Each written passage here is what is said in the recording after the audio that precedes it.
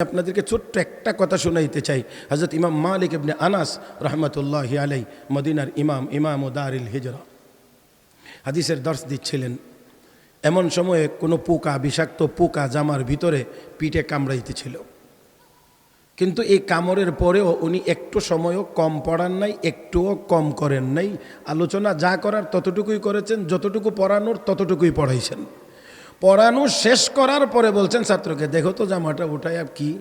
দেখা গেছে অনেকগুলো জায়গাতে ধ্বংসন, অনেক জায়গাতে ধ্বংসন। ছাত্র বলছেন, হজরত এই কথাটা আপনি যদি আগে বলতেন তাহলে এতগুলো জায়গাতে আপনাকে ধ্বংসন করার সুযোগ তো সে পাইতো না। হযরত ইমাম মালিক রহমতুল্লাহ আলাইহি তখন বলছিলেন, আমি তো রাসূলের হাদিস পড়াইতেছিলাম, আমি তো আমার নবীর হাদিস পড়াইতেছিলাম। নবী তো এই হাদিস আমার কাছে পৌঁছাইতে গিয়ে দান শহীদ করেছেন। নবী তো তায়েফের ময়দানে রক্ত ঝরিয়েছেন। নামাজের সেজদায় উটের ভুঁড়ির বোঝা আমার নবী বহন করেছেন। আর আমি যদি এতটুকুও সহ্য করতে না পারি, হাসরের দিন নবীর সামনে কোন চেহারা নিয়ে হাজির হব। আমি তাই বিনয়ের সাথে বলছি, যতটুকু সময় চলবে গুরুত্ব সহকারে চলতে হবে। রাজি তো ইনশাআল্লাহ? আমাদের তো সকলেরই সওয়াবের দরকার নাই না আছে? আমার সাথে একটু কথা বললেন দয়া করে। হ্যাঁ, আমি বারবার অনুরোধ করতেছি আপনাদেরকে, আমার সাথে একটু কথা বলবেন, জবানটা খুলবেন। আমি গ্যারান্টি দিচ্ছি কোনো গুনাহের পক্ষে আপনাদের কোনো আওয়াজ হবে না, যা হবে সওয়াবের পক্ষে হবে, সওয়াবের শব্দ হবে অথবা ইসলামের পক্ষে হবে। তো ওই আওয়াজের দ্বারাও সওয়াব হবে। একটু মহব্বতের সাথে সবাই সওয়াবের নিয়তে একটু আওয়াজ করে বলি সুবহানাল্লাহ, আলহামদুলিল্লাহ, লা ইলাহা ইল্লাল্লাহ, আল্লাহু আকবার। এই আওয়াজটা মনে হয় একটু দুর্বল হয়েছে। আমি চাই অন্তত বাংলাদেশের সীমানাতে যেন শয়তান থাকতে না পারে। এটাকে অন্তত বর্ডারটা পার করে ইন্ডিয়া পাঠিয়ে দেন, নরেন্দ্র মোদীর কাঁধে গিয়ে বসে থাকুক। কথা তো ঠিকটা তো একসাথে মিলেমিশে বলার দরকার ছিল। তাহলে একবার মহব্বতের সাথে আওয়াজ হোক, আল্লাহু আকবার। কষ্ট দিয়ে লাইছি মনে হয় না? হ্যাঁ, কষ্ট হয়েছে না তো? আলহামদুলিল্লাহ, আলহামদুলিল্লাহ, আলহামদুলিল্লাহ। আমার ভাইয়েরা, আল্লাহু আকবার, আল্লাহু আকবার, এটা এমন এক শক্তিশালী, এমন এক পাওয়ারফুল অস্ত্র আমাদের, যার মোকাবেলা করার কোনো ক্ষমতা দুনিয়ার কোনো অমুসলিমদের নাই। কারণ দুনিয়াতে যেই শক্তি দেখা যায়, বিজ্ঞানের আবিষ্কারে সেই জিনিসের মোকাবেলা করা যায়। যেটা দেখা যায় না, এটার মোকাবেলা করা যায় না। কথা কয় না? এই জন্যে সব উন্নত দেশের লোকেরা চায় আমাদের বিমান যেন আকাশে লুকিয়ে থাকতে পারে, কারণ রাডারে যেন ধরা না পড়ে। কথা বোঝেন নাই? এই জন্যই দেখবেন বোমা বা মানে কোনো কিছু আবিষ্কার করে খুব বড় গলায় কয়। আমেরিকা F-35 বের করে বলছে এটা দুনিয়ার কোনো রাডারে ধরা পড়বে না। এখন রাশিয়া কি ছোট হয়ে যাবে? জি না স্যার, এত বড় বাহাদুরি দেখায় না। আমাদের S-400 আপনাদের C-35ও ধরা পড়ে। রাশিয়া বোমা একটা বানায় বলছে মাদার অব অল বম্বস, সব বোমার জননী। তো আমেরিকা আমরা কি এত ছোট হয়ে যাব? সে আর একটা বিস্ফোরণ ঘটে ফাদার অব অল বম্বস, সব বোমার ফাদার, বাপ। কথা বুঝেন নাই? তো যা কিছুই হোক, যত কিছুই হোক, সব কিছু মিলাইয়া দেখা যায় বস্তুর মোকাবেলা করা যায়। আল্লাহু আকবারের ভিতরে এমন শক্তি আছে যা দেখা যায় না। এই জন্য দুনিয়ার কোনো যন্ত্র দিয়ে মোকাবেলাও করা যায় না। খুব বেশি সময় আপনারা কষ্ট পাবেন না, আমি আশ্বাস দিতে চাই যে আপনাদের ধৈর্যের সীমানার ভিতরে আমি শেষ করব। আমি খুব বেশি কথা বলবো না, 3টা কথা বলবো ইনশাআল্লাহ। আঙ্গুল এগোনে কয়টা কথা বলবো? আমার দিকে তাকায় শুনবেন ইনশাআল্লাহ। আল্লাহ সবাইকে তৌফিক দান করুন, বলি আমিন। তবে কথাটা শুরু করার আগে ছোট্ট একটা ভূমিকা আপনাদের সামনে আমাকে দিতে হচ্ছে। সেটা হলো এই, আমরা যেই কাজ করি, যেই কোনো কাজ করি, এই কাজের ভিতরে একটা স্বাদ, একটা মজা, একটা তৃপ্তি আছে। যেই কাজই করি না, যে কোনো ধরনের ক্ষেত খামারে যারা কাজ করে তাদের ওই কাজের ভিতরে একটা মজা আছে, স্বাদ আছে, তৃপ্তি আছে। কেউ যদি হাঁটার একটা মজা আছে, সাইকেলে চললে সাইকেলে চড়ার একটা মজা আছে, দৌড়াইলে দৌড়ানোরও একটা মজা আছে, সাঁতার কাটলে সাঁতার কাটারও একটা মজা আছে। যা কিছু করি, খাইতে গেলে খানার বস্তুর ভিতরেও এক একটার মধ্যে এক এক ধরনের স্বাদ আছে, মজা আছে। পরিধান করে যদি কোনো কাপড় চোপড়, তাহলে ওই কাপড় চোপড়ের ভিতরেও একটা স্বাদ আছে, মজা আছে, তৃপ্তি আছে। আমি এতটুকু কথা বোঝানোর কথা চেষ্টা করছি, সব কিছুর ভিতরে যদি মজা আছে তাহলে এবার একটু আওয়াজ করে জবাব দিবেন, আল্লাহ যে আমাদেরকে ইবাদত বন্দিগির কথা বলেছেন সেই ইবাদতের ভিতরে মনে হয় কোনো মজা নাই। মাশাআল্লাহ। তাহলে ইবাদতের ভিতরেও স্বাদ আছে, মজা আছে। আছে যে শুধু এই কথাটা যদি বুঝাইতে হয় তাহলে একদিনের জন্য যতটুকু সময় বরাদ্দ থাকে এতটুকু সময়ের মনে হয় হবে না, আর একটু বেশি লাগবে, কিন্তু সেটা হবে না। আমি এর আগেই শেষ করব যে আছে এটা সামান্য বোঝানোর পরে আমার মৌলিক কথাটা হবে আজকে আমরা সেই স্বাদটা কেন পাই না। এত মজা আল্লাহর ইবাদতের ভিতরে আছে, ওই মজা বা স্বাদ যদি কোনো মানুষ পেয়ে যায় তাহলে দুনিয়ার আর কোনো মজা কোনো স্বাদ আর তার কাছে স্বাদ লাগবে না, মজা লাগবে না, লাগবে না, লাগবে না। ছোট্ট একটা কথা দিয়ে আপনাদেরকে বুঝাইতে চাই। আরিফ বিল্লাহ হযরত আখতাস হযরত মাওলানা হাকিম আখতার সাহেব রহমতুল্লাহি আলাইহি তিনি তার কিতাবের মধ্যে লিখেছেন, ড্রাইভার তার মালিককে নিয়ে রাস্তায় চলতে শুরু করেছে, প্রতিমধ্যে আজানের শব্দ শোনা যায়। ড্রাইভার বললেন, স্যার আমি একটু নামাজ পড়ে আসি। ঠিক আছে, নামাজ পড়ে আসো, গাড়ি পার্কিং করো। মালিক নামাজ পড়ে না, ড্রাইভার নামাজ পড়ে। নামাজে চলে গেছে, নামাজ পড়তেছে, অন্যান্য মুসল্লিরা নামাজে গেছেন, সবাই নামাজ পড়ে বের হয়ে আসছে, কিন্তু ড্রাইভার তো বের হয়ে আসছে না। এক প্রকার অধৈর্য হয়ে গাড়ি থেকে নেমে মসজিদের গেইটে গিয়ে ডাক দিয়ে বলছেন, হে আব্দুর রহমান, বোঝার জন্য বলছি নাম, হে আব্দুর রহমান বের হোস না কেন? স্যার আমাকে তো বের হতে দেওয়া হচ্ছে না। মেজাজ গরম করে, একজন মানুষও মসজিদে দেখা যায় না, তোরে কে বের হইতে দিল না?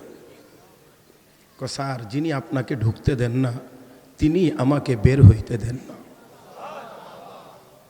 আমার মনে হয় বুঝলে সুবহানাল্লাহ আর একটু জোরে বলার কথা ছিল। যিনি আপনাকে ঢুকতে দেন না তিনি আমাকে মসজিদ থেকে বের হইতে দেন না। একটু কি আমরা বলতে পারি তার নামাজের ভিতরে, এই মসজিদে যাওয়ার ভিতরে কোনো স্বাদ বা মজা নাই? তাহলে আসেন এবার আপনাদেরকে আবু দাউদ শরীফ দ্বিতীয় খণ্ড, বুখারী শরীফ দ্বিতীয় খণ্ড, বুখারী শরীফ দ্বিতীয় খণ্ড কিতাবুল মাগাজি, আবু দাউদ শরীফ দ্বিতীয় খণ্ড কিতাবুল জিহাদ অধ্যায় হাদিস বর্ণিত হয়েছে। অনেক লম্বা হাদিসের একটু অংশ আমি আপনাদের সামনে তুলে ধরছি। রসুলের সাহাবী হযরত খুবাইব রাদিয়াল্লাহু তাআলা আনহু, রসুলের সাহাবী হযরত খুবাইব রাদিয়াল্লাহু তাআলা আনহু কাফের বেঈমানদের হাতে বন্দী ছিলেন দীর্ঘদিন। সর্বশেষ ওনাকে মাঠে নেওয়া হয়েছে, ফাঁসিতে ঝুলানো হবে। হাজার হাজার দর্শক, হাজার হাজার দর্শক, আর ওনাকে ফাঁসির মঞ্চে নেওয়া হয়েছে। সেখানে নেওয়ার পরে খুবাইব রাদিয়াল্লাহু তাআলা আনহুকে আবু সুফিয়ান ইবনে হারব, তখনও তিনি মুসলমান হন নাই, নবীর শ্বশুর, মুসলমান হন নাই, বলতেছেন, খুবাইব তোমার কাছে একটি প্রস্তাব। কি প্রস্তাব? প্রস্তাবটাতে শুধু শব্দগত সমর্থন জানাইলেই তোমাকে ছেড়ে দেওয়া হবে আর তোমাকে ফাঁসিতে ঝুলানো হবে না। কি প্রস্তাব? প্রস্তাবটা হলো তোমার জায়গায় তোমার নবীকে হত্যা করা হোক আর তোমাকে ছেড়ে দেওয়া হোক। জি নাউজুবিল্লাহ বলছেন, যথার্থই বলেছেন, সঠিক জায়গাতেই বলেছেন। বাকি একটু চিন্তা ভাবনাও করা দরকার হবে যে ফাঁসির দড়িটা কিন্তু মাথার উপরে ঝুলতেছে। এমন একটি অবস্থায় যদি আমি আর আপনি হইতাম তাহলে আগে বলতাম কি প্রস্তাবে সমর্থন জানাইতে হবে, একটু বলেন, তাড়াতাড়ি বলেন। খুবাইব তোমার জায়গায় তোমার নবীকে হত্যা করা হোক আর তোমাকে ছেড়ে দেওয়া হোক, শুধু হ্যাঁ বলবা, ইয়েস, এতটুকু বললেই ছেড়ে দেওয়া হবে। তোমার নবীকে আনতেও হবে না, ফাঁসিতে ঝুলাইতেও হবে না। এমন সুযোগ আমরা পাইলে কিতাবে মাসালা না থাকলেও আমরা নিজেরা মাসালা তৈরি করে নিতাম, জান বাঁচানো ফরজ। কিন্তু নবীর সাহাবী, নবীর হাতে গড়া সৈনিক, ইমানের মাপকাঠি, যাদের কলিজা ভরা নবীর মহব্বত, আল্লাহর মহব্বত, ইমান যাদের শতভাগ খাঁটি, তারা হলেন সাহাবায়ে কেরাম। রাহমাতুল লিল আলামিনের সাহাবী হযরত খুবাইব রাদিয়াল্লাহু তাআলা আনহু বলেন, রে আল্লাহর দুশমন, নবীর দুশমন, আল্লাহু আকবার কোন, কোন জায়গায় দাঁড়িয়ে বলেন? ফাঁসির মঞ্চে দাঁড়িয়ে বলতেছেন হাজার হাজার কাফের বেঈমানের সামনে, এরে আল্লাহর দুশমন, নবীর দুশমন, আমি খুবাইব দুনিয়ায় বেঁচে থাকব আর আমার নবীকে হত্যা করা হবে, আমার জায়গায় নবীকে ফাঁসি দেওয়া হবে, এটা তো অনেক পরের কথা, দূরের কথা।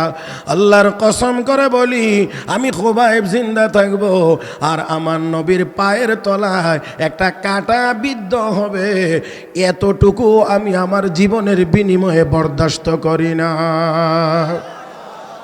ও মুসলমান, হযরত খুবাইব রাদিয়াল্লাহু তাআলা আনহু যদি জীবনের বিনিময়ে নবীর পায়ের তলায় কাঁটা বিদ্ধ, এটাও যদি পছন্দ করেন না, আমরা বাংলাদেশের মুসলমান 18 কোটি তাওহীদ জনতা তো এতটুকু কথা অন্তত বলতে পারি, এই বাংলার জমিনে অতীতে অনেকেই অনেক আজে বাজে কথা আমার নবীর ব্যাপারে লিখেছে, নবীর শানের খেলাফ কথা বলেছে।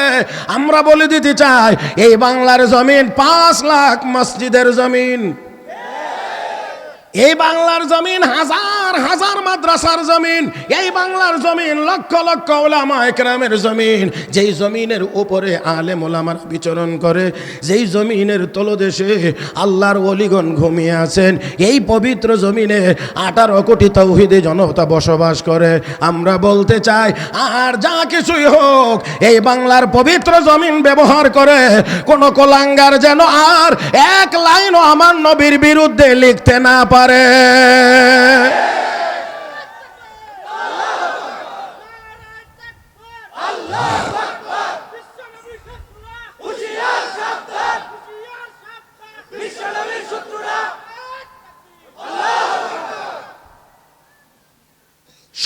থাকতে হবে। নবীর হাতে হাউজে কাউসারের প্রয়োজন তো আমাদের সকলের নাই না আছে? নবীর বিরুদ্ধে কথা হবে আর আমরা নীরবে বসে থাকবো, হাসরের ময়দানে নবীর হাতে হাউজে কাউসারের পানির আশা করব, এটা হইতে পারে না। রাসূল বলেছেন, লা ইউমিনু আহাদুকুম হাত্তা আকুনা আহাব্বা ইলাইহি মিন ওয়ালিদিহি ওয়া ওয়ালাদি ওয়ান নাসি আজমাইন। নিজের জীবনের চাইতে আমি নবীর প্রতি যদি বেশি মহব্বত আর ভালোবাসা না হয়, পরিপূর্ণ ঈমানদার হওয়া যাবে না। সেই জন্য বলছি, আমরা সব কিছুতে মুসলমান আপোষ করতে পারে না, মুসলমান তার ঈমানের ব্যাপারে কারোর সাথে আপোষ করতে পারে না। এই বাংলার জমিনে আল্লাহকে কেউ গালি দেবে, রাসূলকে গালি দেবে, কোরআন হাদিস নিয়ে কটাক্ষ করবে, আর যাই হোক এই দেশের কোনো মুসলমান মেনে নিতে পারে না। হযরত খুবাইব রাদিয়াল্লাহু তাআলা আনহু বললেন, আমার জীবনের বিনিময়ে নবীর পায়ে কাঁটা বিদ্ধ হবে, এটাও আমি বরদাস্ত করি না। আবু সুফিয়ান ইবনে হারব তখন তার মতামত, তার ওপিনিয়ন ব্যক্ত করে বলছিলেন, মা রাআইতু আসহাবান কা আসহাবি মুহাম্মাদিন ইউহিব্বু মুহাম্মাদান। দুনিয়ার কত জায়গায় গেলাম, কত অনুসারী দেখলাম, কত মহব্বত আর ভালোবাসার নমুনা দেখলাম, কিন্তু মুহাম্মদের সাহাবীরা মুহাম্মদকে যত ভালোবাসে তার কোনো নমুনা পৃথিবীর কোথাও দেখিনি।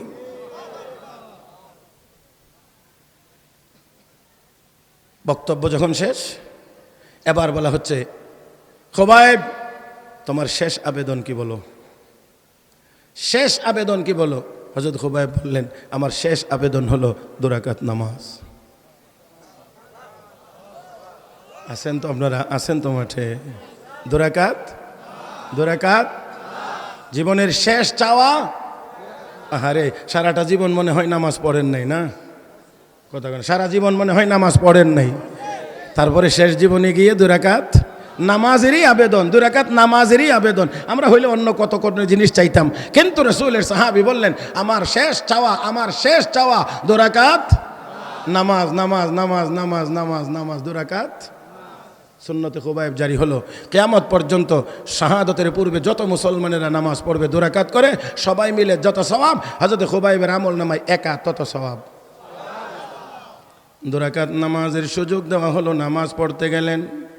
একেবারেই স্বাভাবিক নিয়মে ছোট ছোট যেই সূরা দিয়ে সাধারণত আমরা নামাজ পড়ি, হযরত খুবাইব রাদিয়াল্লাহু তাআলা আনহু এমনই 2 রাকাত নামাজ আদায় করলেন, ফিরে আসলেন, অতঃপর ডাক দিয়ে বলেন, রে মক্কার কাফির বেঈমানেরা, তোরা যদি আমাকে এই কথাটা না বলতে, মরণের ভয়ে নামাজ লম্বা করতেছে, এই কথাটা যদি তোরা না বলতে, আজকের নামাজের ভিতরে আমি আল্লাহর কালাম তেলাওয়াত করে এত বেশি মজা পাইতেছিলাম, আমার মনে চাইছিল পুরা কোরআন আমি 2 রাকাত নামাজের ভিতরে তেলাওয়াত করি।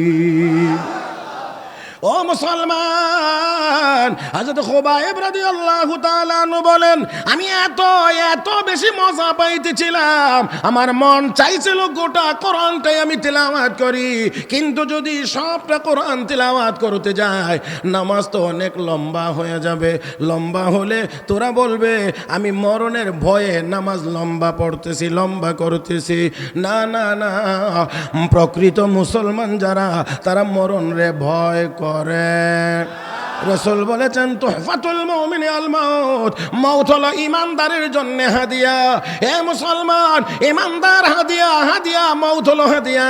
হাদিয়া পাইলে মানুষ যেমন খুশি হয়, ঈমানদার মরণের মাধ্যমে যেহেতু জান্নাত পাবে সেই জন্য ঈমানদার মরণের মাধ্যমে খুশি হয়। ও মুসলমান, মুসলমান আমার আপনার জন্য মরণের পরে কি আছে? আওয়াজ করে বলেন, মরণের পরে কি আছে? জান্নাত। জান্নাত। কাফের বেঈমানদের কিন্তু সেই আশা, তারা বিশ্বাসও করে না, তাদের আশাও নাই। এই জন্যে তারা তাদের সকল চিন্তা ভাবনাকে এক জায়গায় জমা করে ফেলেছে, এটা হলো দুনিয়া, দুনিয়া, দুনিয়া। فمن الناس من يقول ربنا آتنا في الدنيا وما له في الآخرة من خلاق ومنهم من يقول ربنا آتنا في الدنيا حسنة وفي الآخرة حسنة وقنا عذاب النار। মাশাআল্লাহ, মাশাআল্লাহ। কিছু মানুষ আছে যারা শুধু দুনিয়া, দুনিয়া, দুনিয়া, দুনিয়া, পৃথিবী আরো আরো আরো আরো আরো, এরপরেও হয় না। আরে কয় না, তারপরেও হয় না। আগে দিত নোট এমনি গনে গনে, পরে দেয় বান্ডেল হিসাবে, তারপরেও হয় না। এখন শুনি কো দেওয়া লাগে বস্তা ভরে। হ্যাঁ, বস্তা ভরে বলে টাকা দেওয়া লাগে। হায় হায় হায়, এত টাকা, টাকা দিয়ে কবর দেওয়া যাবে, তারপরেও পেট ভরে না। আসলে তো খিদা পেটে না, খিদা তো হয়েছে চোখে। আপনারা বুঝেন নাই মনে হয়। খিদা কি আসলে পেটে? পেটের খিদা তো কিছু দিলেই নিবারণ হয়ে যায়। চোখের খিদা কিয়ামত পর্যন্ত দিয়েও তার খিদা নিবারণ করা যায় না। তো কিছু মানুষ আছে যারা চায় শুধু দুনিয়া, দুনিয়া, আরো আরো আরো। আমার আল্লাহ বলেন আরো চাইলেও কি আরো পাবে? আমি যাকে দেব সে পাবে, যতটুকু দেব ততটুকু পাবে। এটা দেওয়ার এখতিয়ার কার? নিয়ন্ত্রণ কার হাতে? না না, ইমানের আওয়াজে বলেন কার হাতে? বিশ্বাস করেন? করেন? করেন? তাহলে রিজিক বাড়ায়া দেওয়া কমায়া দেওয়া এটা কার হাতে? আল্লাহু ইয়াবসুতুর রিজকা লিমান ইয়াশাউ ওয়া ইয়াকদির। রব্বে কারীম বলেন আমি আল্লাহ যাকে চাই রিজিক বাড়ায়া দেই, যাকে চাই। তাহলে কমায়া দেওয়া বাড়ায়া দেওয়া এটা তো আল্লাহর হাতে। তো আমি যে এত পাকনামি করি, এইভাবে গেলে ধনী হওয়া যাবে, ওইভাবে গেলে বড় লোক হওয়া যাবে, ওইভাবে গেলে হওয়া যাবে, এত কিছু।